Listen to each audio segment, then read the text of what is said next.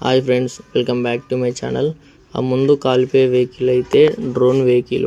రైతు రాలేదని చెప్పేసి బండి పక్కన పెట్టుకొని బండిలోనే ఛార్జింగ్ పెట్టుకోరు. ఆ ఛార్జింగ్ పెట్టుకున్నప్పుడు షార్ట్ సర్క్యూట్ అయిందా మరి ఏమైందో తెలియదు, కానీ మొత్తం మీద బండి, డ్రోను, బ్యాటరీలు అన్నీ కాలిపోయినాయి. ఈ డ్రోన్లలో వచ్చే పెద్ద మైనస్ ఏంటంటే దానికి ఇన్సూరెన్స్ ఇట్లా ఎలాంటిది ఉండదు. ఇలాంటి చిన్న తప్పు జరిగినా ఖచ్చితంగా మొత్తం లాస్ అయిపోతాం. బండి పోతుంది, డ్రోను పోతుంది, బ్యాటరీలు ఇట్లా అన్నీ పోతాయి.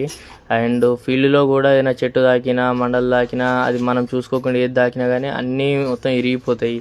దాన్ని మనం ఖచ్చితంగా చేయగలుగుతాము, మనం నడపగలుగుతాం అనుకుంటే మాత్రమే తీసుకోండి. కొత్త వాళ్ళు చాలామంది వచ్చారు, నెల రోజులు నడిపిన తర్వాత నాతో అయితే లేదు, నేను అమ్మేసుకుంటా అని చెప్పేసి చాలామంది అలా అంటారు.